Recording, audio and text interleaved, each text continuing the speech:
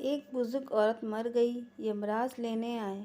औरत ने यमराज से पूछा, आप मुझे स्वर्ग ले जाएंगे या नरक? यमराज बोले, दोनों में से कहीं नहीं। तुमने इस जन्म में बहुत ही अच्छे कर्म किए हैं, इसीलिए मैं तुम्हें सीधे प्रभु के धाम ले जा रहा हूँ। बुजुर्ग औरत खुश हो गई और बोली, धन्यवाद, पर मेरी आपसे एक विनती है।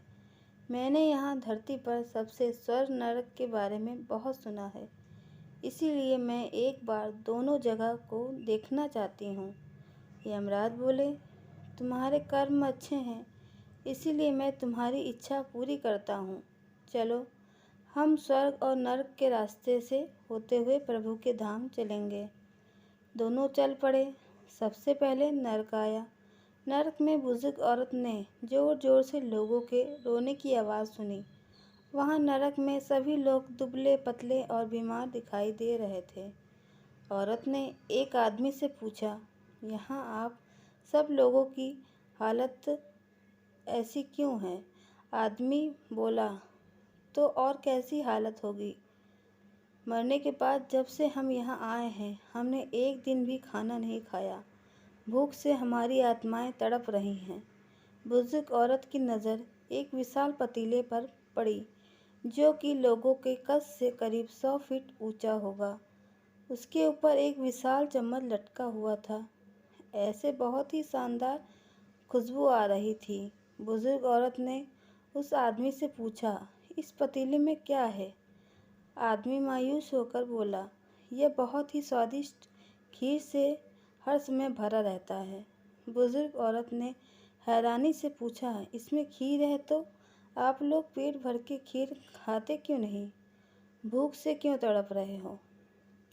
आदमी रो रो कर बोलने लगा, कैसे खाएं? यह पतीला 100 फीट ऊंचा है, यहाँ तक कोई नहीं पहुँच पाता। यह सुन बुजुर्ग औरत को उन पर तरस आ गया। सोचने लगी, बेचारे खीर का पतीला होते हुए भी भूख से बेहाल हैं। शायद ईश्वर ने इन्हें यही दंड दिया होगा। अब यमराज बुजुर्ग औरत से बोले, चलो, हमें देर हो रही है। दोनों चल पड़े। कुछ दूर चलने पर वहाँ पर बुजुर्ग औरत को सबके हंसने और खिलखिलाने की आवाज़ सुनाई दी। सब लोग बहुत खुश दिखाई दे रहे थे। उनको खुश देखकर बुजुर्ग औरत भी खुश हो गई। पर वहाँ स्वर्ग में भी बुजुर्ग औरत की नज़र वैसे ही 100 फीट ऊंचे पतीले पर पड़ी जैसे नरक में था। उसके ऊपर भी वैसा ही चम्मच रखा हुआ था। बुजुर्ग औरत ने वहाँ लोगों से पूछा, इस पतीले में क्या है? स्वर्ग के लोग बोले, इसमें बहुत ही स्वादिष्ट खीर है। बुजुर्ग औरत हैरान हो गई और उसने बोला, पर यह पतीला तो 100 फीट ऊंचा है, आप लोग तो इस तक पहुंच ही नहीं पाते होंगे। इस हिसाब से तो आप लोगों को खाना मिलता ही नहीं होगा। आप लोग भूख से बेहाल होंगे और मुझे तो आप सब बहुत खुश लग रहे हो। ऐसा कैसे? इसमें से एक व्यक्ति बोला, हम सब लोग तो इस पतीले से पेट भर कर खीर खाते हैं, पर कैसे? पतीला तो बहुत ऊंचा है। व्यक्ति बोला, तो क्या हो गया? यूँ चाहे तो यहाँ पर कितने सारे पेड़ पौधे हैं। हमने उसको काटा और एक विशाल लकड़ी के सीढ़ी के सहारे उस पतीले तक पहुँचते हैं और सब मिलकर खीर का आनंद लेते हैं। तब यमराज बुजुर्ग की तरफ देखते हुए बोले, स्वर्ग और नरक ईश्वर ने मनुष्य के हाथ में सौंप रखा है।